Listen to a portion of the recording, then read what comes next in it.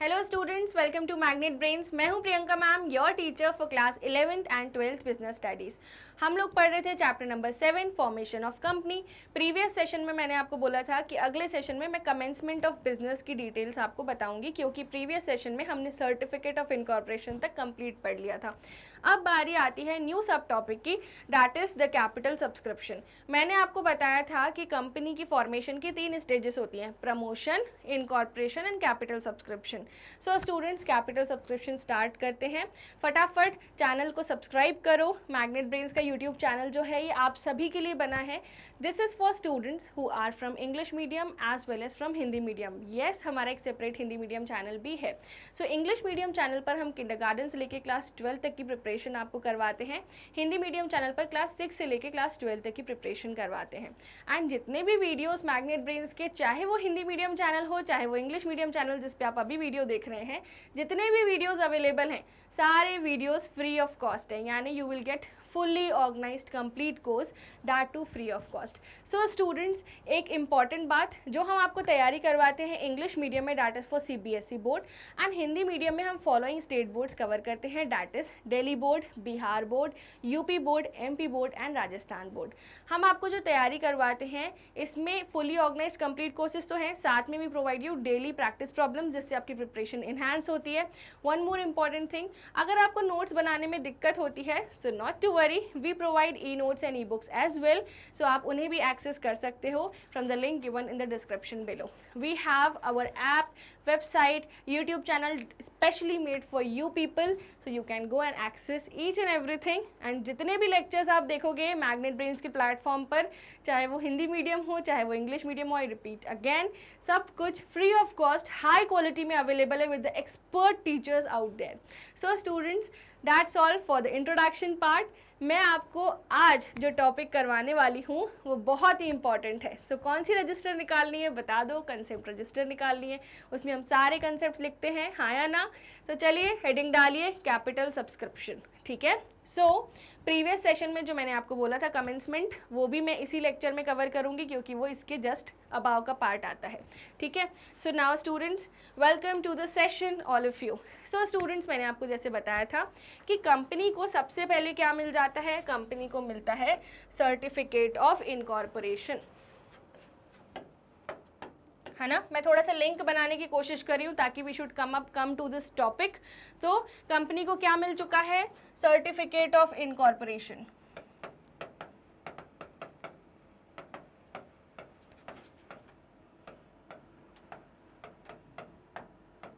हाँ या ना। अब सर्टिफिकेट ऑफ इनकॉर्पोरेशन ये प्रूफ है कि कंपनी का रजिस्ट्रेशन हो चुका है।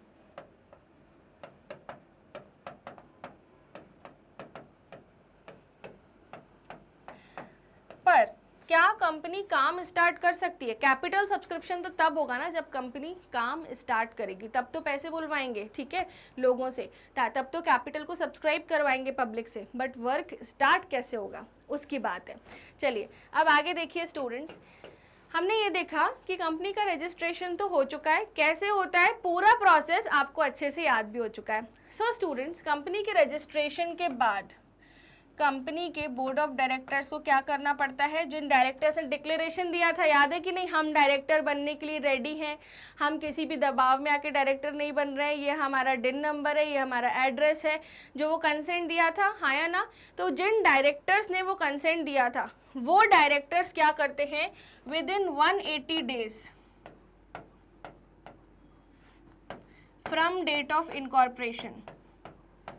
अब डेट ऑफ इनकॉर्पोरेशन क्या होती है, जो सर्टिफिकेट ऑफ इनकॉर्पोरेशन में मेंशन्ड हो, ठीक है, कि इस डेट पर कंपनी रजिस्टर हो चुकी है। तो सर्टिफिकेट ऑफ इनकॉर्पोरेशन में जो डेट लिखी है, उस डेट से 180 दिन के अंदर अंदर हमें कंपनी के रजिस्टर्ड ऑफिस में जो ROC बैठा है उसको एप्लीकेशन लिखनी होती है, give us the certificate of commencement of business. Yes students, अब हमें ROC से क्या मांगना है, certificate of commencement of business.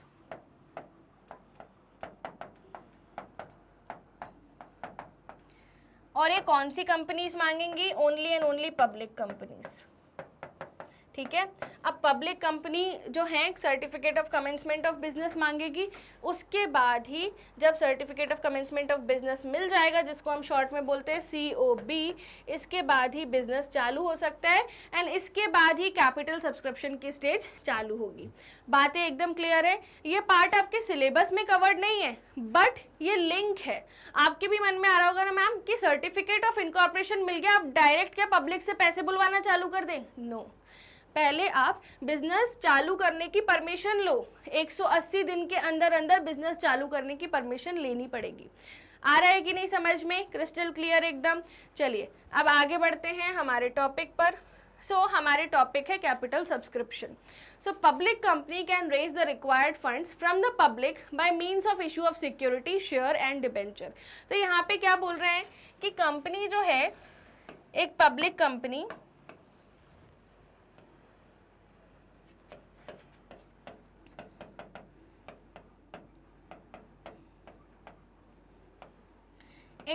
Company जो है वो क्या कर सकती है? पैसे रेज कर सकती है। ठीक है, जैसे सोल प्रोप्राइटर है, वो अपने खुद के पैसे लेके आते हैं बिजनेस में। पार्टनरशिप है, पार्टनर्स अपना खुद का कैपिटल लेके आते हैं, हाँ या नहीं स्टूडेंट्स? बट कंपनी में पैसे कहाँ से आते हैं? जो बोर्ड ऑफ डायरेक्टर है, प्रमोटर है, वो खुद का पैसा लाते हैं? नहीं, वो शेयर होल्डर को शेयर बेच के पैसे बुलवाते हैं और उनको उन शेयर्स के बदले, शेयर्स का अमाउंट तो रहता ही है उनका, उसके बदले डिविडेंड भी देते हैं on the value of shares. ठीक है, तो डिविडेंड क्या होता है? Profit of the share holder. ठीक है, पब्लिक कंपनी क्या करती है? फंड रेज करती है। अब इस कॉन्सेप्ट को ध्यान से सुनना कि फंड रेज पब्लिक कंपनी क्यों करती है ना? क्यों करती है? अब इस कॉन्सेप्ट के पीछे है एक बहुत ही गहरी हिस्ट्री जो आपको पता होनी चाहिए। कि हमें तो पता है कि हाँ, पब्लिक कंपनी जो है वो शेयर बेच के पब्लिक से पैसा लेती है, बट ये सब चालू कैसे हुआ? How this all started? जब भी हम कोई कॉन्सेप्ट पढ़ते हैं हमें बिल्कुल उसका सीड पे जाना चाहिए कि आखिर वो डेवलप कैसी हुई चीज़ें। स्टूडेंट्स, क्या हुआ था? 16th सेंचुरी की बात है। 16th सेंचुरी यानी 16वीं सदी। ठीक है, उधर पे एक कंपनी हुआ करती थी, the Dutch east India company.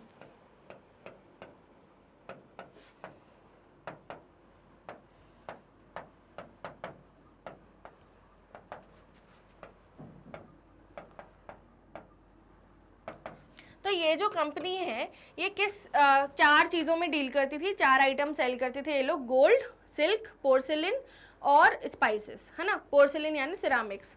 तो ये चारों चीज़ें सेल करते थे। अब उस समय पे जो ट्रांसपोर्टेशन के मीडियम थे वो थी अपनी नदियाँ। ठीक है, नदियों के थ्रू सामान इधर उधर जाता था, नदियों में शिप्स के थ्रू, है ना? अब शिप्स का बिजनेस कितना रिस्की होता है? कभी शिप डूब सकती है, कभी सामान खराब हो सकता है, कभी चट्टान से टकरा सकती है, कितना रिस्की बिजनेस है। तब के टाइम पे तो इंश्योरेंस ये सब कुछ भी नहीं होता था। भैया कितनी पुरानी बात है ये। ठीक है, स्टूडेंट्स, तब क्या हुआ था कि, और ये जो डच ईस्ट इंडिया कंपनी का मालिक है ये रोने लगा कि पूरा भार तो मेरे सिर पे आ रहा है, मैं कैसे मैनेज करूं? इतना नुकसान हो रहा है, जितनी सेल्स नहीं हो रही उतना तो सामान ही खराब हो जा रहा है, उतनी तो शिप की जो ऑपरेशंस हैं वो सब अफेक्ट हो रहे हैं। ठीक है, तो उसको दिमाग पे बहुत टेंशन थी। वो सोचने लगा पैसे कहाँ से लाऊं सब चीज़ें ठीक करने के लिए, लॉसेस को कवर करने के लिए। प्रॉफिट्स होते हैं बट ऑपरेशंस ही रुक जाएंगे, आगे के लिए तो पैसे बचे ही नहीं ना। ऑपरेशंस कवर करके मैं प्रॉफिट कमा सकता हूँ। तो उसके मन में एक आइडिया आया, क्यों ना मेरी कंपनी के आसपास जो छोटे छोटे घर बने हैं उनसे जाके बोलूं कि आप अपनी सेविंग्स का कुछ हिस्सा दो, मैं आपको मेरी कंपनी का आपकी सेविंग के हिसाब से प्रॉफिट दे दूंगा। मतलब जो आप मेरी कंपनी में कंट्रीब्यूट करोगे उस हिसाब से, आपके शेयर के हिसाब से प्रॉफिट दे दूंगा। और इसी से इंट्रोडक्शन हुआ था शेयर्स का। ठीक है, तो डच ईस्ट इंडिया कंपनी के मालिक ने ये चीज़ चालू करी और इससे इंट्रोडक्शन हुआ वर्ल्ड के स्टॉक मार्केट का। धीरे धीरे ब्रोकर्स आए।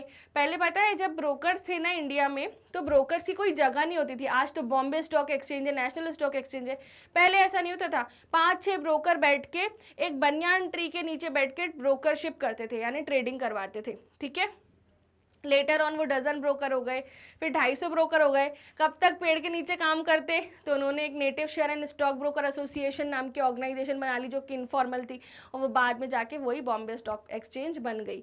उस समय पे बहुत बड़े बड़े प्लेयर्स थे, जैसे कोहिनूर मिल्स हो गई, कॉटन टेक्सटाइल्स जो हो गई, ये सब है ना, टाटा स्टील हो गई, ये बड़े बड़े प्लेयर्स थे स्टॉक मार्केट के। सो स्टूडेंट्स, हमने देखा कि शेयर्स का इंट्रोडक्शन कैसे हुआ, तो आपको ये तो पता चल गया कि जैसे इन्होंने अपने सिर से भार हटाने के लिए लोगों से पैसा मांगा, ठीक है, और उन लोगों को तो घर बैठे कमाई हो रही थी, उनकी सेविंग्स वैसे भी मल्टीप्लाई नहीं हो रही थी, पहले बिजनेसेस की इतनी ज़्यादा अपॉर्चुनिटी नहीं थी, तो ये मल्टीप्लाई करके दे रहा था, ठीक है।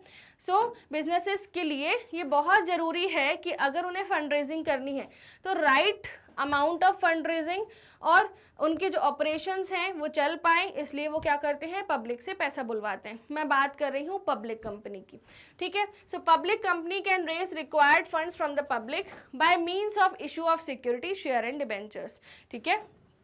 तो पब्लिक कंपनी क्या कर सकती है, फंड रेजिंग कर सकती है, फंड रेजिंग कर सकती है। कैसे फंड रेजिंग करेगी, बाय इशू ऑफ शेयर्स। अब बहुत सारे स्टूडेंट्स को ये नहीं पता होता मैम इशू ऑफ शेयर्स का मतलब क्या होता है, selling of shares. Company share issue क्यों करती है, to get so that the public can subscribe for shares. क्यों इशू करती है, so that public can subscribe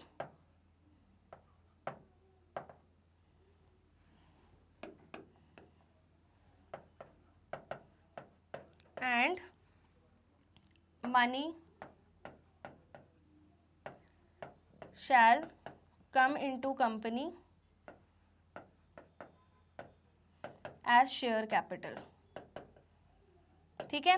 तो कंपनी शेयर क्यों बेचती है, ताकि शेयर होल्डर्स उस शेयर्स को खरीदें, पैसे दें, और उस पैसे से कंपनी का शेयर कैपिटल बढ़े और उस कैपिटल से कंपनी अपने ऑपरेशंस चला सके।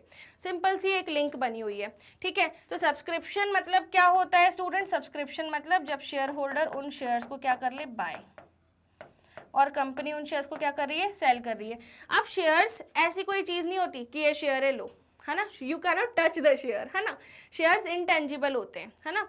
तो शेयर्स क्या होते हैं, बेसिकली एक डिजिटल डॉक्यूमेंट आपको दे दिया जाता है कि ये शेयर्स हैं, ठीक है, आपके डीमैट अकाउंट में वो क्रेडिट हो जाते हैं, ठीक है। तो शेयर्स क्या होते हैं स्टूडेंट्स, शेयर्स की कोई ऐसे शेयर्स ऐसे कोई गुड नहीं होते जिसको आप टच कर सकें, ठीक है, वो डिजिटल डॉक्यूमेंट्स होते हैं।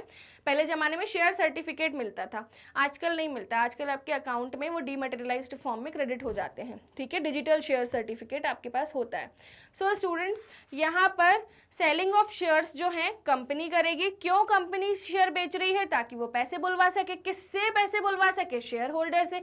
शेयर होल्डर से पैसे आएंगे तो कंपनी क्या करेगी, फंड्स जो आए हैं उससे कंपनी अपने ऑपरेशंस चलाएगी। अच्छा, फंड से ऑपरेशन चलाने के बाद जो प्रॉफिट आए हैं तो प्रॉफिट्स शेयर होल्डर को डिविडेंड के फॉर्म में दे देगी, ठीक है। अगर किसी शेयर होल्डर को एग्जिट चाहिए तो पूरे अमाउंट के साथ डिविडेंड मिलेगा। सिंपल सी कहानी है, ठीक है। सो आपको फर्स्ट पैराग्राफ आ गया समझ में। Now for doing the same it has to issue a prospectus, ठीक है। अब इसको मैं समझाती हूँ। जब कंपनी स्टूडेंट्स शेयर बेचती है, यानी कंपनी क्या कर रही है, fund raising by issue of shares,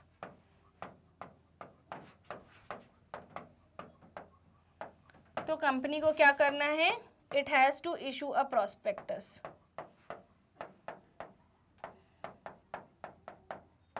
so students, prospectus क्या होता है, प्रॉस्पेक्टस होता है invitation letter, invitation to subscribe for shares.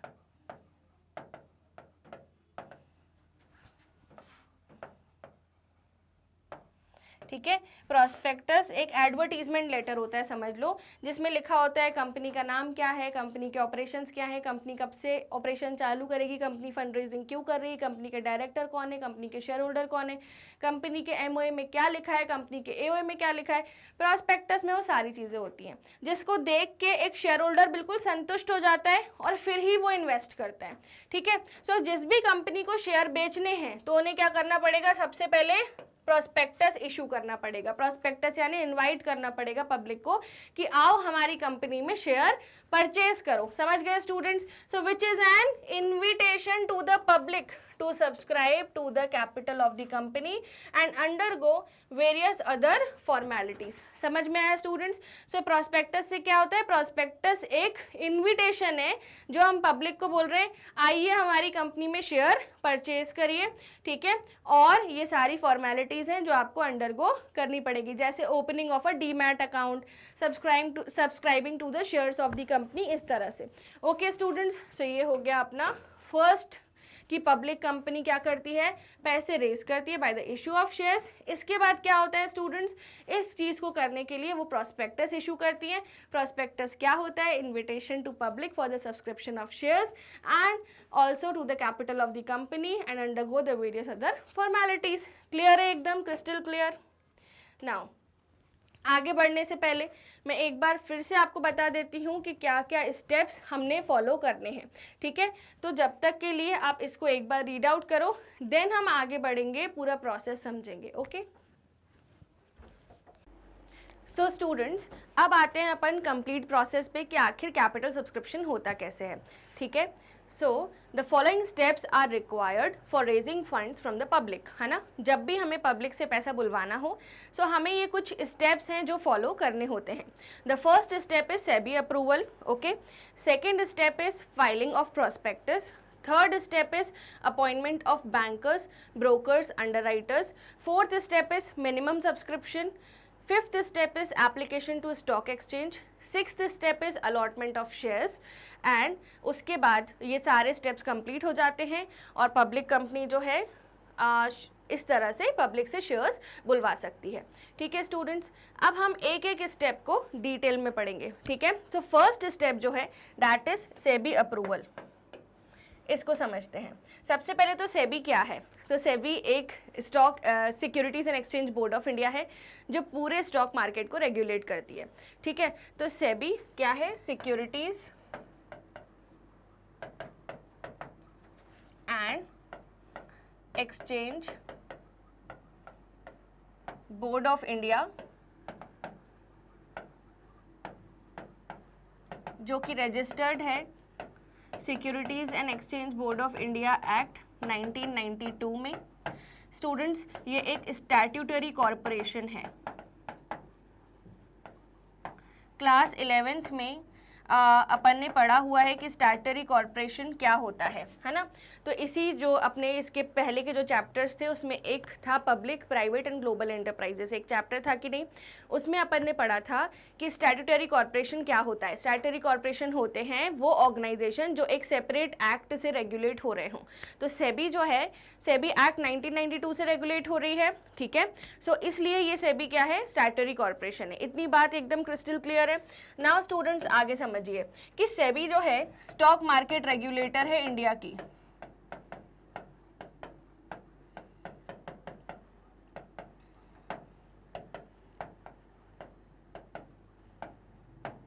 ठीक है, इंडिया की स्टॉक मार्केट रेगुलेटर है, ठीक है? पर ये आई थी 1992 में। अब आपके मन में आ रहा होगा मैम हमारा देश आज़ाद हुआ था 1947 में, तो इन 1947 से लेके 1992 तक सेबी नहीं था तो कौन था, है ना? स्टॉक मार्केट को कौन देखता था? या स्टॉक मार्केट तब था ही नहीं। सो स्टूडेंट्स, आपको याद होगा कि कल अभी जो प्रीवियस मैंने जस्ट इसका टॉपिक आपको पढ़ाया था कि 16th सेंचुरी से स्टॉक मार्केट की कहानी चली आ रही है ना? तो ऐसा तो होगा नहीं कि रेगुलेटर नहीं होगा। इंडिपेंडेंस के जस्ट बाद रेगुलेटर तो है, ठीक है? सो कौन सा रेगुलेटर था? Regulator was controller of capital issues.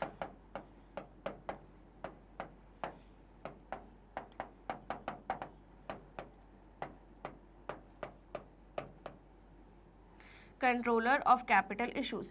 अब आपके मन में आ रहा होगा मैम क्या कंट्रोलर ऑफ कैपिटल इश्यूज भी एक स्टैट्यूटरी कॉरपोरेशन था? सो यस स्टूडेंट्स, ये भी स्टैट्यूटरी कॉरपोरेशन था। ये गवर्न था controller of capital issues act 1947 में। जैसे ही इंडिपेंडेंस हुआ था सबसे पहले ये एक्ट बना था, ठीक है, स्टॉक मार्केट को रेगुलेट करने के लिए। तो आप कहानी समझ गए। कहानी कैसे थी कि कैसे हमारे स्टॉक मार्केट रेगुलेटर्स डेवलप हुए हैं। 1947 में इंडिया को इंडिपेंडेंस मिला।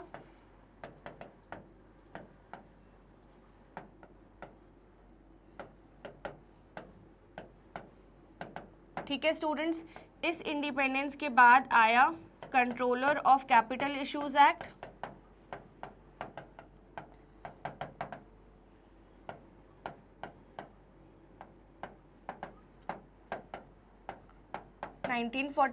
और इसके बाद ये एक्ट बदला और न्यू एक्ट बना जिसका नाम था सेबी एक्ट 1992। अब आपके मन में एक और सवाल आ रहा होगा कि मैम ये एक्ट क्यों बदला, आखिर इसमें ये क्या खामियां थी, क्या ये पब्लिक इशू नहीं ला पा रहा था, क्या इसके रूल्स एंड रेगुलेशन सही नहीं थे। सो स्टूडेंट्स, इस एक्ट में ना सबसे बड़ी खामियां थी take every permission from central government. अगर किसी कंपनी को शेयर बेचने हैं सेंट्रल गवर्नमेंट से पूछो, अगर किसी कंपनी को शेयर होल्डर्स अपॉइंट करने हैं सेंट्रल गवर्नमेंट से पूछो, अगर किसी कंपनी को डायरेक्टर्स अपॉइंट करने हैं सेंट्रल गवर्नमेंट से पूछो। हमारा इंडिया उस वक्त बहुत डरा हुआ था, है ना। 1947 के बाद हम एक एक कदम फूक के रख रहे थे, इसलिए बहुत स्ट्रिक्ट रेगुलेशंस बने थे कंट्रोलर ऑफ कैपिटल इश्यूज में। सो कंट्रोलर ऑफ कैपिटल इश्यूज जो बॉडी थी, उनके स्ट्रिक्ट रेगुलेशंस की वजह से कंपनीज डीमोटिवेट हो रही थी, ठीक है। और 1992 के पहले एक बहुत बड़ा स्कैम हुआ था, हर्षद मेहता स्कैम, जिसकी वजह से पूरा स्टॉक मार्केट बहुत एकदम अलर्ट हो गया था। बट ऐसा नहीं है, सेबी की स्थापना तो 1988 से ही होने वाली थी, ठीक है। तब से ही बातें चल रही थी कि सेबी को लेके आना है कंट्रोलर ऑफ कैपिटल इश्यूज। बहुत ज़्यादा स्ट्रिक्ट रेगुलेशंस है, कंपनीज आगे इन्वेस्ट ही नहीं कर रही। हमारा जो प्राइवेट सेक्टर है वो धीरे धीरे डेवलपमेंट की स्टेज पे था, बट उनको चाहिए था एक फ्री हैंड, उनको चाहिए था इतनी परमिशन ना लेनी पड़े। सब लोग ना दूसरे मीन्स ऑफ बिजनेस करना सीख रहे थे क्योंकि उनको इन रेगुलेशन से बचना था, ठीक है। सो इंडिया में भी लोगों ने बहुत सफ़र किया है when it comes to stock market and its regulations, ठीक है। सो इसलिए अब जो एक्ट एप्लीकेबल है वो है सेबी एक्ट 1992, और हर दिन सेबी एक्ट में भी चेंजेस हो रहे हैं, अमेंडमेंट आ रही हैं, ठीक है। सो सेबी एक्ट 1992 क्या बोलता है कि जब भी किसी कंपनी को शेयर इशू करने हैं आपको हमसे अप्रूवल लेना पड़ेगा। तो आपके मन में अब एक और क्वेश्चन आ रहा होगा, ma'am controller of capital issues भी तो बोलता था अप्रूवल लो। नहीं, कंट्रोलर ऑफ कैपिटल इश्यूज ये बोलता था स्टूडेंट सेंट्रल गवर्नमेंट से परमिशन लो। तो सेंट्रल गवर्नमेंट से परमिशन, सरकारी काम कितने डिले होते हैं आपको तो पता ही है। सो इसलिए यहाँ पे क्या आया, सेबी एक्ट 1992 आया, ठीक है। तो सेबी एक्ट 1992 ने बोला सिंपल सी बात, आपको शेयर इशू करने हैं, take the permission from us, just one time take permission from us, ताकि हम एक बार बैकग्राउंड चेक कर लें कि आप जिस प्रोजेक्ट के लिए पैसा बुलवा रहे हो वो प्रोजेक्ट इलीगल तो नहीं है, अनलॉफुल ऑब्जेक्ट तो नहीं है। तो सेबी क्या है, रेगुलेटर है ना, तो वो हर चीज़ चेक करेगा, ठीक है, ताकि इंडिया हमेशा प्रोटेक्टेड रहे। कई बार विदेशी लोग आकर जो हैं बहुत सारी चीज़ें हैं, बहुत सारे रूल्स एंड रेगुलेशन हैं, उन लोग ऐसी कंपनीज बनी हैं जो एक्चुअली एग्जिस्ट ही नहीं करती, ठीक है। इंडिया में भी ऐसी कंपनीज हैं जिनका बस नाम है, जो फेक कंपनीज हैं and they are charging money. But इसलिए सेबी का अप्रूवल बहुत नेसेसरी है, बहुत नेसेसरी, ताकि पब्लिक के साथ कभी भी फ्रॉड ना हो। सेबी क्या है, वॉच डॉग है। सेबी के लिए टर्म यूज किया जाता है watch dog, watchdog of securities market, ठीक है। तो इसलिए सेबी का अप्रूवल बहुत नेसेसरी है। आप ये तो समझ गए सेबी का अप्रूवल क्यों नेसेसरी है। अब समझते हैं सेबी अप्रूवल होता क्या है, ठीक है। So securities and exchange board of India, which is the regulatory authority in our country, has issued guidelines for the disclosure of information and investor protection, ठीक है। तो सेबी ने गाइडलाइन इशू करके रखी है दो चीज़ों के लिए, first disclosure of information and investor protection, ठीक है। अब आपको पता होगा डिस्क्लोजर ऑफ इंफॉर्मेशन क्या होता है। डिस्क्लोजर ऑफ इंफॉर्मेशन ये होता है कि आपका प्रोजेक्ट क्या है, ये कंपनी है, इसको अपनी पूरी इंफॉर्मेशन डिस्क्लोज करनी पड़ेगी,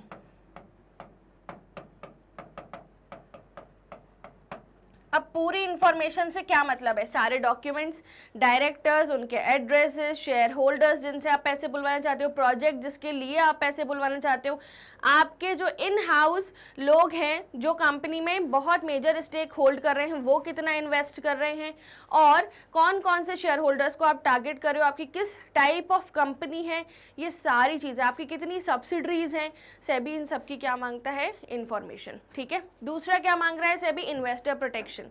ठीक है, कि आप अपने इन्वेस्टर्स को कैसे प्रोटेक्ट करोगे, है ना, जैसे प्राइस रिगिंग नहीं करना है, फर्स्ट थिंग, इनसाइडर ट्रेडिंग नहीं करना है। अब आप बोलोगे मैम इनसाइडर ट्रेडिंग क्या होता है? सो स्टूडेंट्स, इनसाइडर ट्रेडिंग होता है जब कंपनी की अंदर की बातें, जैसे कल शेयर प्राइस क्या करने वाले हैं वो लोग, है ना, कंपनी की अंदर की बातें कोई कंपनी का ही अंदर का व्यक्ति बाहर जाके वो confidential information for money sell कर दे, इसको बोलते हैं इनसाइडर ट्रेडिंग। इसको हिंदी में बोला जाता है प्रोफेशनल तरीका चुगली करने का। ठीक है, बट ये इलीगल है और इनसाइडर ट्रेडिंग प्रोहिबिटेड है। आप unpublished price sensitive information market में लीक नहीं कर सकते। क्या वर्ड यूज किया मैंने? अनपब्लिश्ड प्राइस सेंसिटिव इंफॉर्मेशन, इसको शॉर्ट में बोलते हैं UPSI।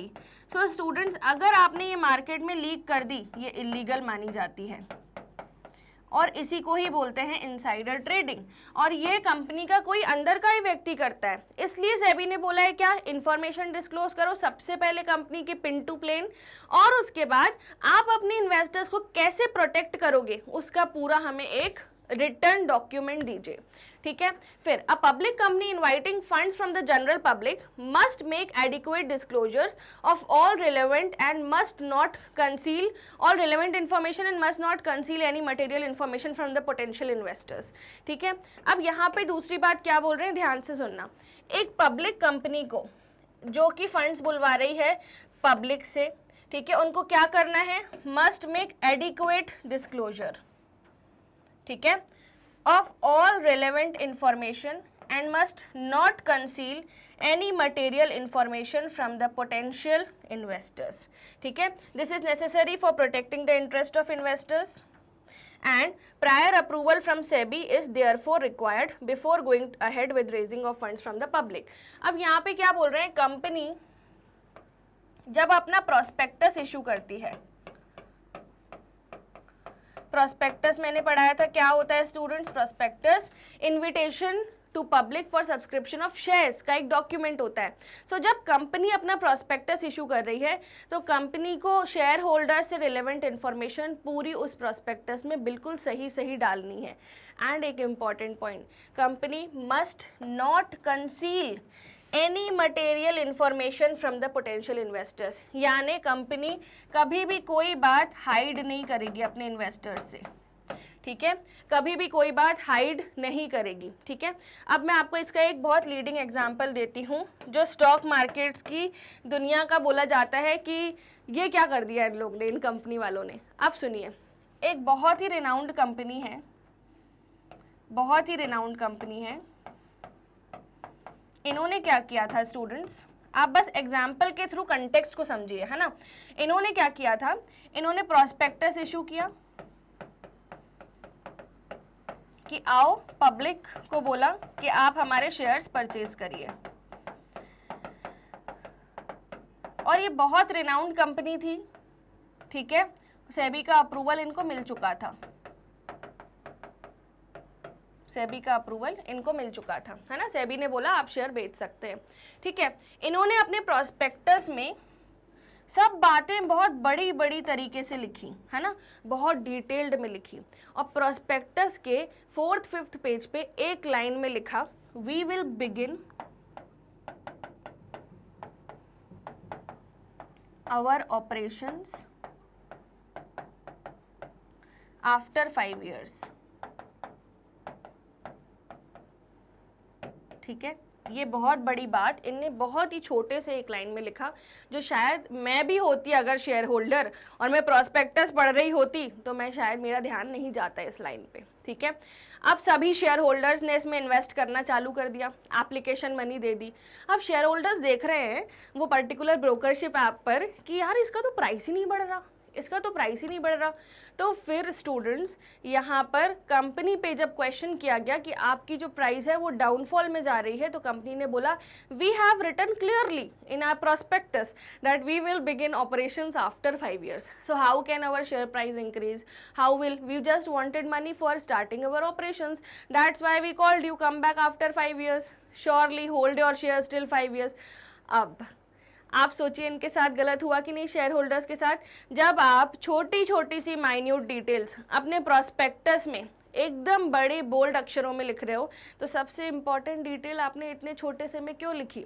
तो एक शेयर होल्डर ने इस बात को क्वेश्चन किया और सेबी जो वॉच डॉग है उससे पूछा कि सर ये जो है ये ऐसा कर सकते हैं, इट इज़ नॉट अलाउड। तो फिर उन्होंने बोला कि वैसे तो उन्होंने प्रोस्पेक्टस में बाकायदा एक एक चीज़ कुछ भी छुपाया नहीं है, जो यहाँ बोला है ना मस्ट नॉट कंसील, तो उन्होंने कुछ कंसील नहीं किया है कोई मटेरियल फैक्ट, उन्होंने लिखा है। बट हाँ उनकी गलती है कि इन्हें इसको बोल्ड में लिखना चाहिए था। रूल्स इनने पूरे फॉलो किए तभी तो सेबी अप्रूवल मिला था, ठीक है। बस राइटिंग फॉर्मेट जो है वो चेंज करने के लिए सेबी ने उनको गाइडलाइन इशू करी, that was the revised guideline.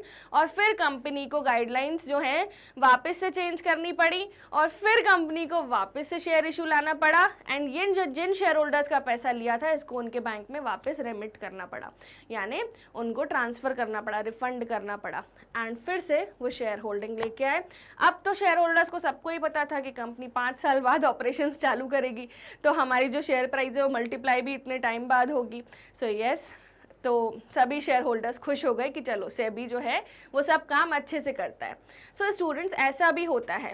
सो भले ही वैसे तो छुपाना नहीं चाहिए, मैं ये नहीं बोल रही कि इस रेनाउंड कंपनी ने इस फैक्ट को छुपाया, ठीक है, उन्होंने नहीं छुपाया, बट उन्होंने चालाकी करी, उन्होंने ना बिल्कुल एक छोटी सी लाइन में लिख दिया, कौन पढ़ेगा इतना डिटेल में। तो सेबी ने खैर रेक्टिफाई करवा दिया, ये उनकी अच्छी बात है। नाउ अब सेबी अप्रूवल जरूरी होता है, समझ गए आप सब। तो फर्स्ट स्टेप है सेबी अप्रूवल, और जैसे ही सेबी का अप्रूवल होता है तभी आप आगे बढ़ सकते हो, तभी आप प्रोस्पेक्टस वगैरह, तभी आप शेयर इशू जो है वो ला सकते हो, तभी आप जो है शेयर्स पब्लिक से एक्सेप्ट कर सकते हो। तो सेबी क्या है, पिताजी हैं, ठीक है, कंपनी के पिताजी हैं, तो सब चीज़ उनसे पूछो, ठीक है, कम से कम सेंट्रल गवर्नमेंट से तो नहीं पूछनी पड़ रही। नाउ फाइलिंग ऑफ प्रोस्पेक्टस, ठीक है, अब सेबी अप्रूवल मिल गया। अब प्रोस्पेक्टस तो ऑलरेडी जो कंपनी की वेबसाइट पे उनका डला हुआ था, सब चीज़ थी, ठीक है, सेबी ने तो अप्रूव कर दिया था ये प्रोस्पेक्टस, आपका सारे डॉक्यूमेंट्स में आपने दिया होगा ना सेबी को। अब आपको ये प्रोस्पेक्टस एक्चुअली शेयर्स इशू करने हैं इस प्रोस्पेक्टस के through. So copy of the prospectus or statement in lieu of prospectus is filed with registrar of companies. A prospectus is any document described or issued as a prospectus including any notice, circular, advertisement or other document inviting deposits from the public or inviting offers from the public for subscription or purchase of any securities, a body corporate, ठीक है। In other words, it is invitation to public for subscription of shares of the company to make deposits in the company. तो ये मैं आपको already पढ़ा चुकी हूँ। हर company को शेयर बेचने से पहले एक एडवर्टीजमेंट लेटर बनाना होता है जिसको बोलते हैं prospectus,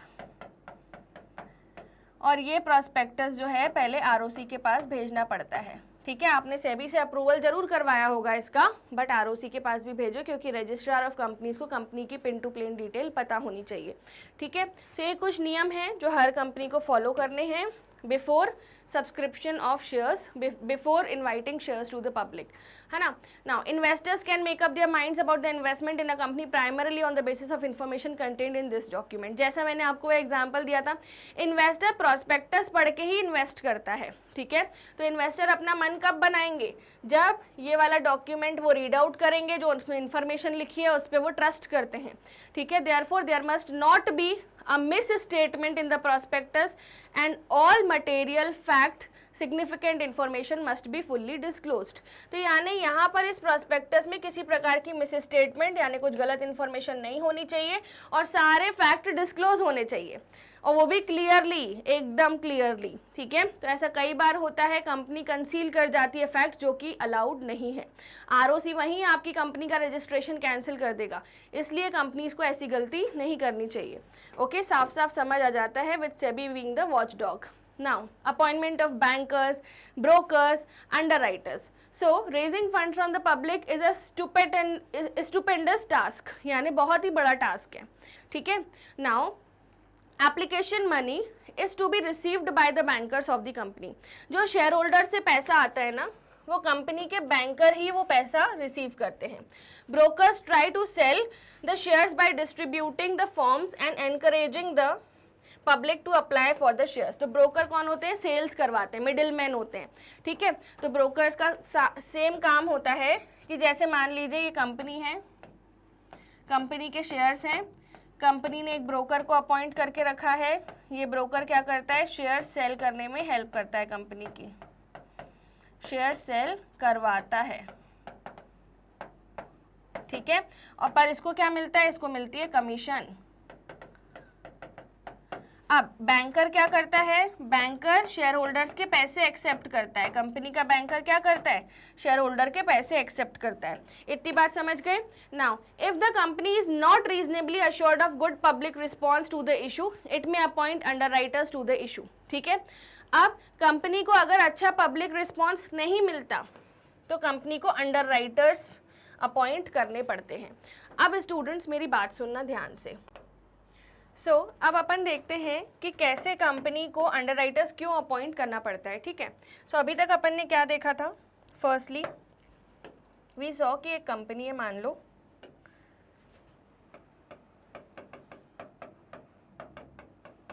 x limited. X limited को करना था शेयर इशू,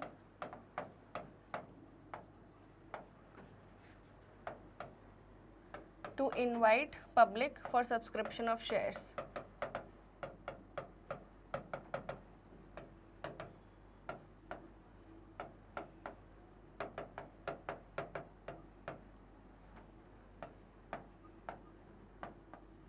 ठीक है स्टूडेंट्स, हमने देखा कि सबसे पहले तो एक्स लिमिटेड को क्या करना पड़ेगा? सबसे पहले उनको करना पड़ेगा सेबी अप्रूवल, करवाना पड़ेगा सेबी से अप्रूव कि क्या हम शेयर इशू कर सकते हैं। उसके बाद सेबी ने अप्रूव कर दिया, उसके बाद हमने देखा था ये सारी स्टेप्स हमने स्टूडेंट्स देखा था यहाँ पर। उसके बाद कि एक्स लिमिटेड को प्रोस्पेक्टस फाइल करना पड़ता है, याद है कि नहीं? प्रोस्पेक्टस फाइल करना पड़ता है। और उसके बाद अपन ने देखा था अपॉइंटमेंट ऑफ बैंकर, ब्रोकर और अंडरराइटर्स, ठीक है। अब वापस आते हैं अपन। तो एक्स लिमिटेड को क्या करना पड़ेगा? सेकेंडली प्रोस्पेक्टस फाइल करना पड़ेगा। और फिर थर्ड स्टेप हमने देखा अपॉइंटमेंट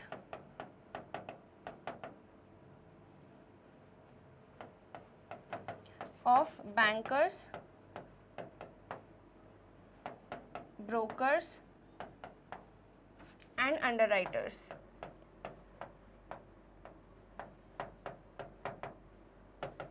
ठीक है।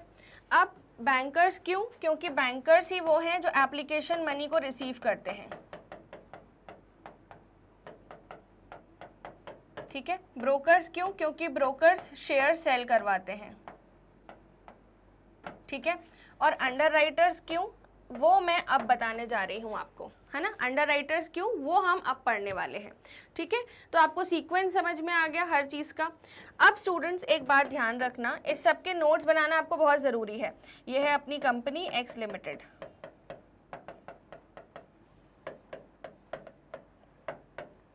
स्टूडेंट्स आगे देखिए ध्यान से, अंडरराइटर्स क्यों अपॉइंट करना ज़रूरी है, अब नेक्स्टली हम वो पढ़ने वाले हैं। Why company has to appoint underwriters?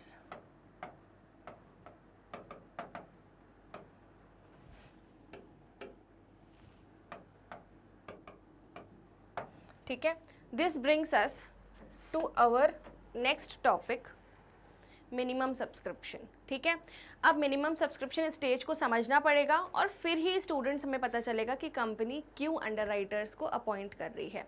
ठीक है, सो शायद मैंने आपको ये स्टेज पहले भी पढ़ाई हुई है, बट स्टिल ध्यान से सुनना।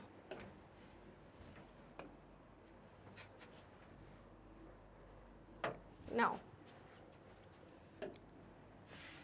कंपनी की स्टेज होती है एक, जिसका नाम है मिनिमम सब्सक्रिप्शन स्टेज।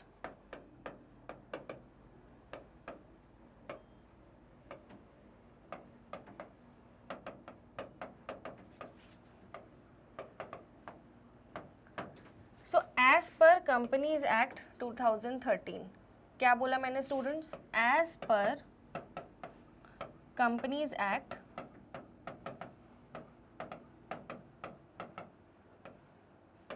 2013, ठीक है, हर कंपनी को, every company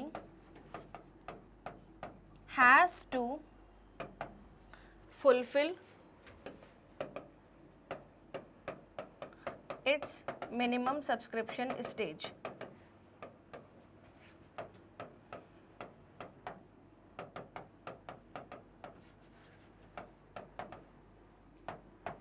If not fulfilled, company has to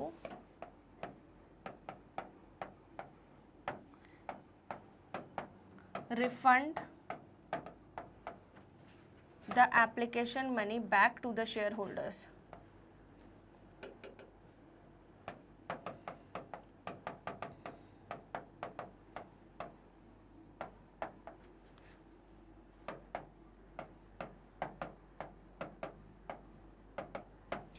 ठीक है, so every company has to fulfill its minimum subscription stage. If the company has not fulfilled its minimum subscription stage, then it has to pay back the money to the shareholders. अब minimum subscription stage क्या होती है?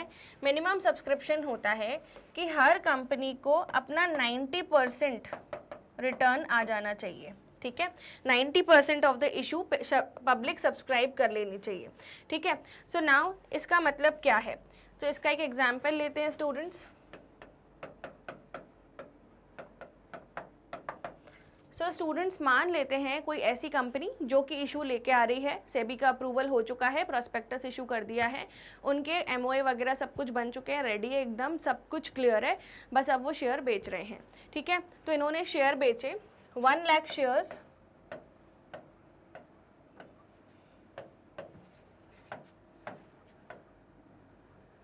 At the rate of 100 rupees each. अब students public ने क्या किया? Public ने subscription चालू किया, पब्लिक ने सब्सक्राइब किया फॉर 40,000 शेयर्स। अब आप मुझे बताइए कि 1 लाख का 90% कितना होता है? 1 लाख शेयर्स का 90% कितना होता है? सो 1 लाख का 90% होता है 90,000। ठीक है, मिनिमम सब्सक्रिप्शन स्टेज क्या बोलती है? 90,000 शेयर्स बिक जाने चाहिए, तभी कंपनी इशू ला सकती है।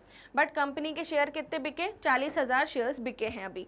तो क्या कंपनी क्या करेगी इस स्टेज में? तो कंपनीज एक्ट 2013 बोलता है अगर आप इस स्टेज पे खड़े हो ना, तो फिर आप क्या करो, 40,000 शेयर्स से जितना भी पैसा आया, जितनी भी एप्लीकेशन मनी आई है, वो शेयर होल्डर्स के बैंक अकाउंट में, शेयर होल्डर्स के बैंक अकाउंट में वापस कर दो,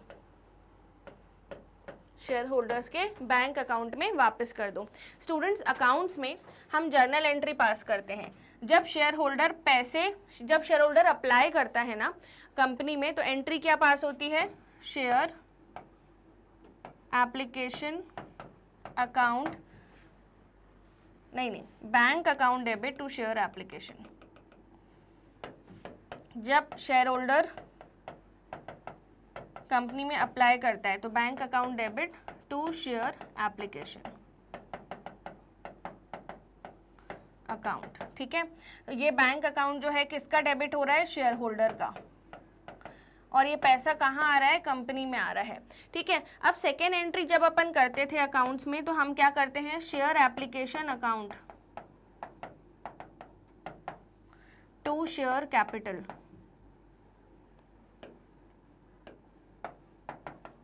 यानी जो एप्लीकेशन से पैसा आता है वो हम कंपनी के शेयर कैपिटल में ट्रांसफर करते हैं। बट इस केस में जब 40,000 शेयर्स ही कुल आए हैं तो कंपनी तो इशू ला ही नहीं सकती, तो इस केस में शेयर एप्लीकेशन टू बैंक ही करना पड़ेगा। शेयर कैपिटल ना करके क्या करना पड़ेगा, टू बैंक, वापस कर दो शेयर होल्डर्स को पैसे। समझ में आ रही है बात। सो मिनिमम सब्सक्रिप्शन स्टेज यही बोलती है कि अगर आप 90,000 शेयर्स नहीं ला पा रहे हैं, आपके पब्लिक जो है 90,000 शेयर्स नहीं परचेज कर रही है, तो आप शेयर होल्डर्स का पैसा वापस कर दो, ठीक है। तो अब ऐसे कोई न्यू कंपनी है, न्यू कंपनी स्टार्ट कर रही है अपने ऑपरेशंस, और उनके शेयर होल्डर्स को ये पता चल जाए कि इनका तो शेयर ही नहीं कंप्लीट हुआ, इनकी तो मिनिमम सब्सक्रिप्शन स्टेज ही फुलफिल नहीं हुई, ठीक है, यानी इनके तो 90,000 शेयर्स ही नहीं बिके, ठीक है, तो उनका नाम बदनाम होगा या नहीं होगा, सिंपल सी बात है, होगा, ठीक है। तो अब स्टूडेंट्स क्या करना पड़ेगा, ये जो बचे हुए 50,000 शेयर्स हैं, अगर ये शेयर्स अंडर राइटर परचेज कर लेना तो ये 90,000 की जो रिक्वायरमेंट है ये फुलफिल हो जाएगी। समझ रहे हो। तो अंडर राइटर्स कंपनी को मिनिमम सब्सक्रिप्शन की स्टेज से बचाते हैं। अंडर राइटर्स वो बचे हुए शेयर्स परचेज कर लेते हैं जो पब्लिक ने सब्सक्राइब नहीं किए, ताकि कंपनी शेयर इशू ला सके और ताकि कंपनी को शेयर होल्डर्स का पैसा वापस नहीं करना पड़े। समझ में आ गया। अब आपको बिल्कुल क्लियर हो चुका होगा कि मैं आपको क्या बताना चाह रही हूँ। Why underwriters are appointed. It may appoint underwriters to the issue. Underwriters undertake to buy the shares if these shares are not subscribed by the public. They receive commission for the underwriting the issue. Appointment of underwriters is not necessary. अगर आपकी अच्छी company है, new company नहीं है, कोई बात नहीं, इनकी आपको ज़रूरत ही नहीं है, ठीक है, मत अपॉइंट करो। बट बैंकर ब्रोकर तो अपॉइंट करना बिल्कुल नेसेसरी है, ठीक है। तो अंडर राइटर्स क्या करते हैं कंपनी को, मिनिमम सब्सक्रिप्शन स्टेज जब फुलफिल नहीं होती, सो अंडर राइटर्स कंपनी के लिए उस वक्त एंजल होते हैं, ठीक है। कमीशन जरूर लेते हैं बट वो जो 90,000 की रिक्वायरमेंट हमारे एग्जाम्पल में थी वो पूरी कर देते हैं। क्लियर, एकदम क्लियर। अगर इसमें कोई भी डाउट्स है do let me know in the comment section. मैं आपको दोबारा से कमेंट्स में आपके डाउट रिजॉल्व कर दूंगी, ठीक है। So students, minimum subscription stage क्या होती है? In order to prevent companies from commencing business with inadequate resources, it has been provided that company must receive applications for certain minimum number of shares before going ahead with the allotment of shares. According to Companies Act, this is called as minimum subscription. As per the SEBI guidelines, the limit of minimum subscription is 90%, ठीक है, of the size of the issue.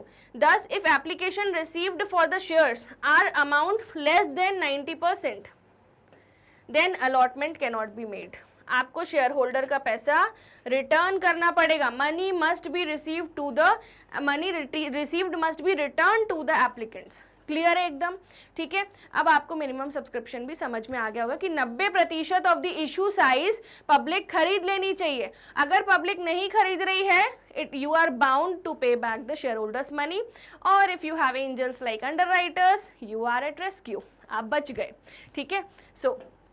ऐसा companies के लिए नियम बने हुए हैं। Now application to the stock exchange. अब आपको लग रहा होगा हमारे देश में कितने स्टॉक एक्सचेंज है? Ma'am, national stock exchange, Bombay stock exchange. National stock exchange को इंडेक्स को बोलते हैं Nifty 50 and Bombay stock exchange के इंडेक्स को बोलते हैं सेंसेक्स। सो मैम, यही दो स्टॉक एक्सचेंज होते हैं। सभी स्टूडेंट्स को यही लगता है। No, you are wrong here. हमारे देश में 7 रिकॉग्नाइज्ड स्टॉक एक्सचेंज हैं। यस, आप सेबी की वेबसाइट पे जाइए एंड आप देखेंगे वहाँ पे metropolitan stock exchange, commodities stock exchange, ऐसे टाइप्स के और भी स्टॉक एक्सचेंज हैं। बट यस, मोस्टली सारी कंपनीज जो हैं चाहती हैं कि उनकी लिस्टिंग हो जाए या एनएससी में या बीएससी में, ठीक है। सो अगर आपको पब्लिक को शेयर बेचने हैं तो आपको एप्लीकेशन टू स्टॉक एक्सचेंज भी करना पड़ेगा, ठीक है। So an application is made to at least 1 stock exchange for permission to deal in it share and debentures if such permission is not granted before the expiry of 10 weeks from the date of closure of the subscription list, the allotment shall become void and all money received from the applicants will have to be returned to them within 8 days. ठीक है, कुछ requirements हैं. देखिए, सबसे पहली step अपन ने क्या पढ़ी थी? सेबी से अप्रूव करवाओ. सेबी से अप्रूवल करा लिया, गुड. इसके बाद आपको क्या करना है? प्रोस्पेक्टस इशू करना है ना. किसको करना है? कंपनी को. कंपनी क्या करेगी? सबसे पहले सेबी से अप्रूवल, उसके बाद क्या करेगी? Issue of prospectus. ठीक है, इसके बाद क्या करना है? कंपनी को बैंकर, ब्रोकर या अंडरराइटर, इन 3 लोगों को अपॉइंट करना पड़ेगा. इसके बाद कंपनी को ये ध्यान रखना है कि उनकी मिनिमम सब्सक्रिप्शन स्टेज फुलफिल हो जाए. जब ये सब हो जाएगा तब कंपनी को क्या करना है? एप्लीकेशन टू स्टॉक एक्सचेंज देनी है. समझ रहे हो फ्लो किस तरह से जा रहा है? पूरा प्रोसेस है ये. So application to stock exchange and application is made to at least 1 stock exchange. तो मान लीजिए एक एग्जाम्पल ले लेते हैं कि X limited Bombay stock exchange में एप्लीकेशन दे रही है. ठीक है, for permission to deal in the shares on debentures. अगर ये परमिशन नहीं मिलती है ना, मान लो कोई स्टॉक एक्सचेंज ये परमिशन नहीं देता है और सब्सक्रिप्शन लिस्ट के क्लोजर से, सब्सक्रिप्शन लिस्ट क्लोजर क्या होता है? सब्सक्रिप्शन लिस्ट वो लिस्ट ऑफ शेयर होल्डर होती है जिन्होंने कंपनी में शेयर परचेज कर लिए हैं. ठीक है, तो सब्सक्रिप्शन लिस्ट जिस दिन क्लोज हो रही है with before the expiry of 10 weeks from the date of closure of the subscription list. तो यहाँ पर हमारी लिस्ट आ चुकी है, लिस्ट आने वाली है कि हम यहाँ पर इशू को क्लोज करेंगे. ये लिस्ट में क्या लिखा हुआ है? सारे शेयर होल्डर्स के नाम जिन्होंने शेयर्स कंपनी में खरीदे हैं. तो ये लिस्ट मान लो आ रही है 15th ऑफ अगस्त को. ये लिस्ट आ रही है 15th ऑफ अगस्त 2024 को. सो इससे 10 वीक्स पहले, इससे 10 वीक्स बिफोर,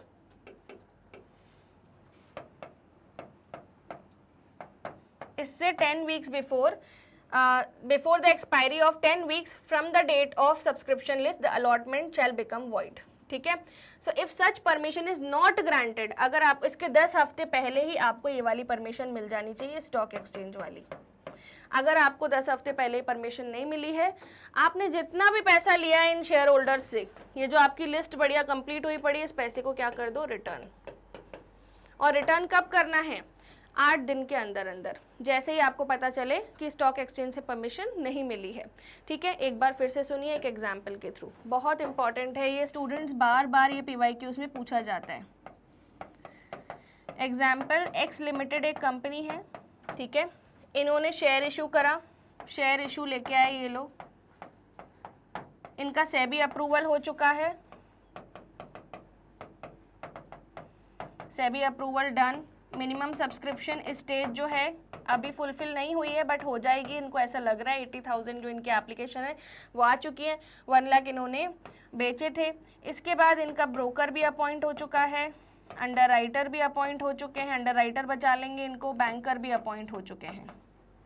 ठीक है, और इनने ना प्रॉस्पेक्टस भी इशू किया था. सब फॉर्मेलिटीज इनने पूरी करी हुई है.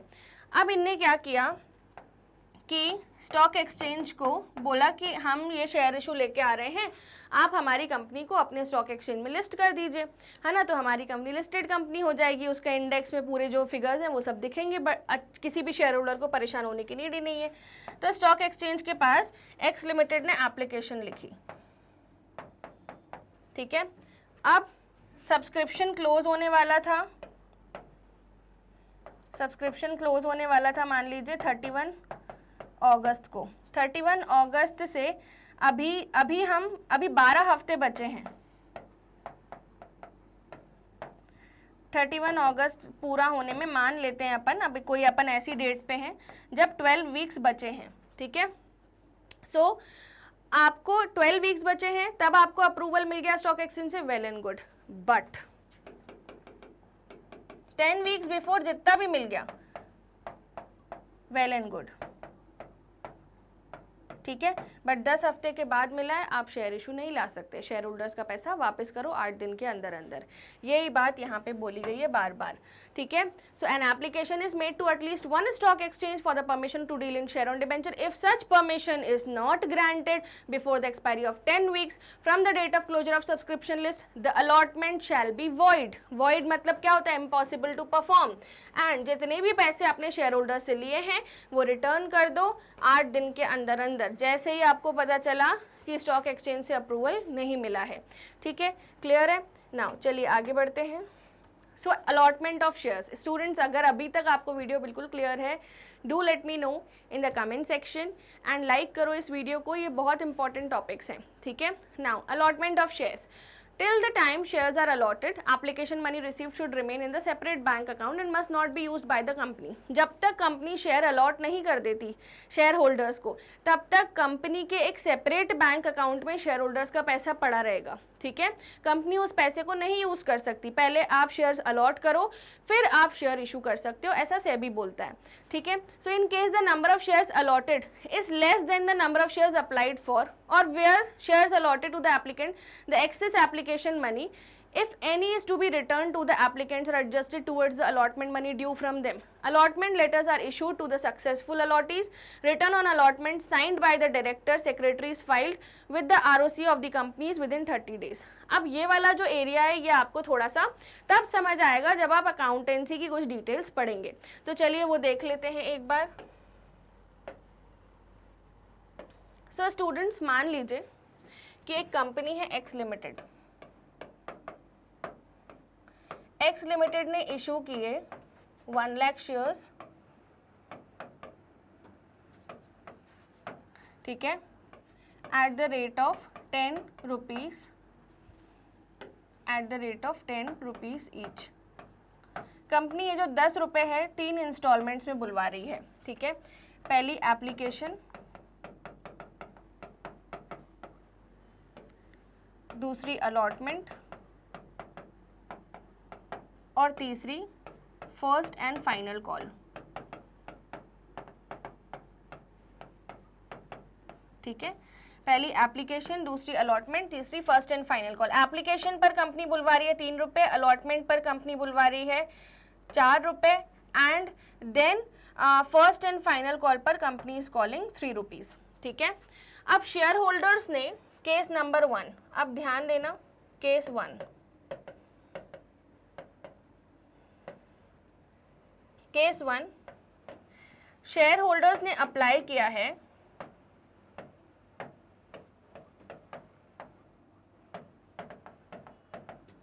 फॉर 90,000 शेयर्स, ठीक है, 90,000 शेयर्स। तब तो कोई बात नहीं, 90,000 शेयर्स हैं, एप्लीकेशन मनी आई चुकी है, अलॉट कर दो शेयर्स, कोई बात नहीं है, ठीक है। तो ये कैसा केस होता है? 1 लाख शेयर बेचे, 90,000 शेयर्स बिके, तो ये कैसा केस होता है? इस केस को स्टूडेंट्स अकाउंट्स में बोलते हैं under subscription, under subscription of shares. अब केस 2 सुनिए ध्यान से।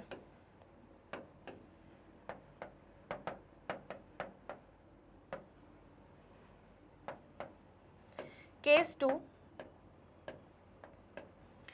कंपनी ने अप्लाई किए थे 1 लाख शेयर्स, एप्लीकेशन जो रिसीव हुई 1,20,000 शेयर्स की, ठीक है, 1,20,000 शेयर्स की। मतलब हमने जितने शेयर बेचे उससे ज़्यादा ही शेयर बिक गए, मतलब उससे ज़्यादा एप्लीकेशन आ गई, ठीक है। जितने हमारे पास शेयर नहीं थे उससे ज़्यादा एप्लीकेशन आ गई। इस केस को क्या बोलते हैं? Over subscription of shares. क्या बोलते हैं स्टूडेंट्स? Over subscription.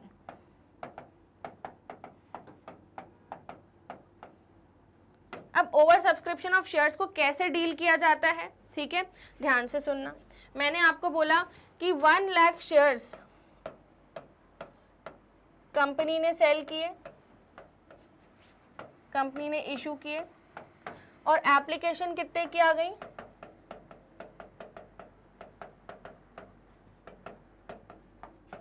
1,20,000 शेयर्स की, ठीक है, 1,20,000 शेयर्स की, ठीक है। अब स्टूडेंट्स हम एक टेबल बनाते हैं, ध्यान से टेबल बनाएंगे।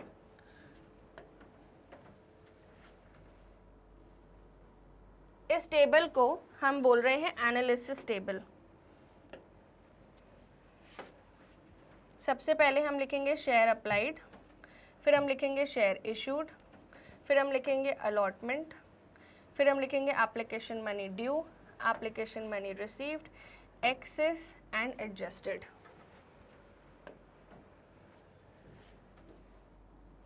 ये समझना बहुत ज़रूरी है, नहीं तो आपको टॉपिक नहीं आएगा समझ में। तो सबसे पहले मैंने लिखा इशूड शेयर, फिर मैंने लिखा अप्लाइड शेयर्स, फिर मैंने लिखा अलॉटमेंट कैसे हुई है, फिर मैंने लिखा एप्लीकेशन मनी रिसीव्ड, फिर मैंने लिखा एप्लीकेशन मनी ड्यू, फिर मैंने लिखा एक्सेस और फिर मैं लिखूंगी एडजस्टमेंट। ठीक है स्टूडेंट्स, अब हमारे एग्जाम्पल में जो हमने शेयर इशू किए थे वो कितने थे आप बताइए। हमने जो शेयर इशू किए थे वो थे 1 लाख शेयर्स। यस और नो? एप्लीकेशन कितने की आई? 1,20,000 शेयर्स की एप्लीकेशन आई। अलॉटमेंट कैसे हुआ? 1,20,000 शेयर्स को प्रो राटा अलॉटमेंट हुआ, उनको 1 लाख शेयर्स दिए गए। ठीक है, अब ये केस क्या होता है, मान लीजिए एक बच्चों की बर्थडे पार्टी थी, 5 बच्चे आने वाले थे, 5 प्लेट पानी पूरी रेडी करके रखी थी, एक प्लेट में 10 पीस थे। ठीक है, 10 बच्चे आ गए तो हर प्लेट में से 5-5 पीस अलग करके नई प्लेट बनाई जाएगी और 10 प्लेट पानी पूरी इस तरह से बांट देंगे। ऐसा ही होता है जब ज़्यादा एप्लीकेशन आ जाए और हमने कम शेयर इशू किए हों। ठीक है, तो अब एप्लीकेशन मनी रिसीव कितनी हुई थी? 1,20,000 इंटू 3। ठीक है, और एप्लीकेशन मनी हमने कितना सोचा था आएगी? 1 लाख इंटू 3, है ना। तो 12 3 कितना होता है? 36, तो 3,60,000 एंड यहाँ पर आएगा 3 लाख।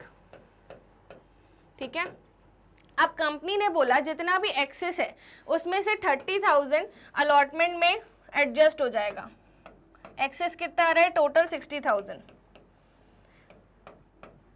कैसे आया ये? 3,60,000 माइनस 3 लाख। ठीक है, अब कंपनी ने बोला ये जो एक्सेस है ये या तो कंपनी रिफंड कर देगी या कंपनी अलॉटमेंट के टाइम पर एडजस्ट कर लेगी। ठीक है, अलॉटमेंट में एडजस्ट कर लेगी। सो मान लो 45,000 रिफंड कर दिए और बाकी एडजस्ट कर लिए, मान लो पूरे ही रिफंड कर दिए। इट डिपेंड्स ऑन कंपनी, है ना। तो कंपनी किस तरीके से चीज़ें करना चाहती है, अब आपको केस पूरा अच्छे से समझ में आएगा। सो ये जो शेयर होल्डर्स का पैसा है एप्लीकेशन स्टेज पर अलॉटमेंट से पहले एक सेपरेट बैंक अकाउंट में पड़ा होता है। ठीक है, कंपनी इसे यूज़ नहीं कर सकती जब तक अलॉटमेंट ना हो। इन case the number of shares allotted is less than the number of shares applied for, है ना। तो ये वाला कौन सा केस है? जब हम 90,000 शेयर्स वाली बात देख रहे थे। क्या देख रहे थे स्टूडेंट्स? ये वाली बात, है ना, कि 90,000 शेयर्स आए हैं केवल और हमने कितने बेचे थे? 1 लाख शेयर्स बेचे थे। ये वाली बात अपन देख रहे हैं। ठीक है, so in case the number of shares allotted is less than the number of shares applied for, मान लो यहाँ माने कि यहाँ पर क्या बोल रहे हैं? Under subscription.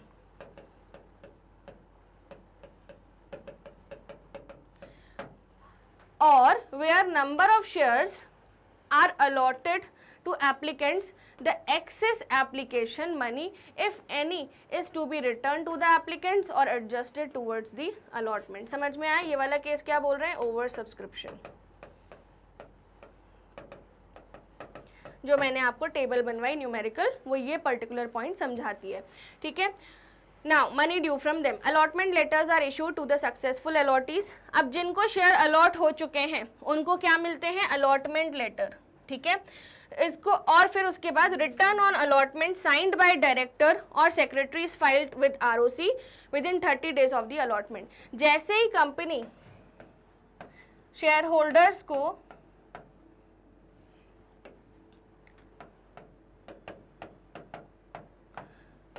अलॉटमेंट कर देती है तो उसके बाद कंपनी को क्या भेजना होता है? कंपनी को अलॉटमेंट के बाद शेयर होल्डर्स को भेजना होता है एक अलॉटमेंट सर्टिफिकेट। क्या भेजना होता है? अलॉटमेंट लेटर भेजना होता है। कि आपको हमने ये शेयर अलॉट किए हैं, अब आप कंपनी के शेयर होल्डर बन चुके हैं, ठीक है। अब यहाँ पर अलॉटमेंट लेटर देने के बाद क्या करना होता है, रजिस्ट्रार ऑफ कंपनीज को रिटर्न ऑन अलॉटमेंट फाइल करना होता है कि हमने इतने शेयर्स बेचे थे, इतने शेयर्स हमने अलॉट किए हैं और ये उसका पर्टिकुलर प्रूफ है, ठीक है। रिटर्न ऑन अलॉटमेंट नाम का डॉक्यूमेंट बनाना होता है। कितने दिन में बनाना होता है, with in 30 days of the allotment, with in 30 days, allotment से लेके 30 दिन के अंदर अंदर, ठीक है स्टूडेंट्स, आगे आपको समझ में। सो ये था अपना कंप्लीट अलॉटमेंट ऑफ शेयर्स का प्रोसेस। आई होप आपको अच्छे से समझ में आया। अब जो मैंने आपको नोट्स बनाए हैं स्क्रीन पर लिख के, उस सब के नोट्स बनाइए। मैं आपको पॉज देने का टाइम दे रही हूँ, वीडियो पॉज करिए, नोट्स बनाइए, फिर हम आगे बढ़ेंगे नेक्स्ट टॉपिक पर। सो अब शेयर अलॉटमेंट का प्रोसेस हो चुका है स्टूडेंट्स, एकदम कंप्लीट। अब आगे बढ़ते हैं हम नेक्स्ट टॉपिक पर कि अलॉटमेंट ऑफ शेयर से रिलेटेड एक बात है। अभी तक जो भी हमने पढ़ा that was related to public company. अब जो हम आगे पढ़ने वाले हैं that is related to private company. अब आप बोलोगे मैम इतने सारे प्रोसेस, अगर आपको कोई प्रोसेस में दिक्कत आती है, आई हैव एक्सप्लेन्ड ब्यूटिफुली एक एक कॉन्सेप्ट, एक एक लाइन डिटेल में, बट अगर आपको फिर भी कोई दिक्कत आती है, watch the lecture again, I would suggest you, क्योंकि ये है important topic. When I was a kid, I was studying, I was at your place, I studied this topic from my mentor for like 5 times, because ये जो topic है, ये topic में ना dates, limits, process ये सब याद नहीं होता. It was so long time back when I forgot to write in the answer in the main exam, I forgot to write return on allotment. ये बेसिक पॉइंट्स हम भूल जाते हैं, ठीक है। सो इतनी बात क्लियर है कि जितनी भी चीज़ें हमने पढ़ी this is related to public company. अब जो हम पढ़ने वाले हैं this is related to private company, कि प्राइवेट कंपनी में शेयर्स अलॉट कैसे होते हैं, ठीक है। सो प्राइवेट कंपनी में not invite public to subscribe it securities, यानी प्राइवेट कंपनी जो है पब्लिक को शेयर बेचती ही नहीं है, यानी ना वो प्रॉस्पेक्टस बनवाएंगे, ना वो आरओसी को रिटर्न ऑन अलॉटमेंट वगैरह ये सब साइन करके भेजेंगे, ना ये सारी चीज़ें बोल रहे हैं, ठीक है। अभी तक तो इतना ही बोला है कि पब्लिक कंपनी जो है वो तो बाकायदा प्रॉस्पेक्टस बनाती है, पूरे प्रोसेस को फॉलो करती है। प्राइवेट कंपनी जब पब्लिक को शेयर ही नहीं बेच रही तो काहे का प्रॉस्पेक्टस, है कि नहीं क्लियर बात। So shares, debentures etcetera, instead it can raise funds through friends, relatives और some private arrangement as done by a private company, है ना। तो प्राइवेट कंपनी क्या करती है, अपने नोन मेंबर्स को शेयर्स सेल करती है। In such cases there is no need to issue prospectus, a statement in lieu of prospectus is filed with the ROC at least 3 days prior to the making of allotment। अब क्योंकि उन्हें पता है कि वो किन लोगों को शेयर्स सेल कर रहे हैं, ठीक है, सारी चीज़ें उनको पहले से पता है, who are going to be the shareholders, बस स्टेटमेंट भेज देते हैं प्रॉस्पेक्टस के बदले एक स्टेटमेंट अलॉटमेंट से 3 दिन पहले आरओसी को कि दीज आर द मेंबर्स, हम इनको शेयर अलॉट करने जा रहे हैं, बस सिंपल सी बात है, ठीक है। So this was about private company. So students I hope आपको पूरा प्रोसेस डिटेल में समझ में आया। मिलते हैं अगले सेशन में, but before going I know that you all have written all the notes beautifully in your concept register, and if you face any doubts do let me know in the comment section। and students आप जिस platform पर education receive कर रहे हैं this is magnet brains platform. हम आपको तैयारी करवाते हैं किंडरगार्टन से लेके क्लास 12 तक की इन CBSE बोर्ड, एंड उसके साथ साथ जो हमारा मैग्नेट ब्रेन्स का इंग्लिश मीडियम प्लेटफॉर्म है, यहाँ पर आप सारे जो इंग्लिश मीडियम के लेक्चर्स हैं वो आपको मिलते हैं। बट हमारा एक सेपरेट यूट्यूब चैनल भी है that is magnet brains Hindi medium channel, जहाँ पर हम क्लास 6 से लेके क्लास 12 तक की प्रिपरेशन आपको करवाते हैं of the following boards, Delhi board, Bihar board, UP board, MP board and Rajasthan board. And students ये जो स्टेट बोर्ड्स हैं, इनके अलावा अगर कोई ऐसे स्टूडेंट हैं जिनको CBSE की नॉलेज चाहिए या कोई एंट्रेंस की प्रिपेयर करें तो वो इंग्लिश मीडियम चैनल से भी देख सकते हैं। सो आपके फ्रेंड्स, फैमिली, रिलेटिव्स में कोई भी ऐसे स्टूडेंट्स हो आप उन्हें ज़रूर बताएं कि यस हिंदी मीडियम चैनल भी है, इंग्लिश मीडियम चैनल भी है, सारे videos free of cost high quality में अवेलेबल हैं। Students one more important thing, we also provide Vedic maths and spoken English courses, so anyone who has interest in that area can explore these courses, ताकि उनकी जो ये skills हैं, जो extra curricular subject है, ये develop हो पाए। Okay, now crash courses we also provide just before the completion of the, जैसे ही आपका एग्जाम होता है उसके जस्ट पहले हम आपको क्रैश कोर्सेज प्रोवाइड करते हैं, जिससे क्या होता है आपके पूरे कंसेप्ट अच्छे से रिवाइज हो जाते हैं। वन मोर इम्पॉर्टेंट थिंग, अगर आपको ई नोट्स या ई बुक्स चाहिए तो yes we provide that also, उसकी लिंक आपको डिस्क्रिप्शन बॉक्स से मिल जाएगी.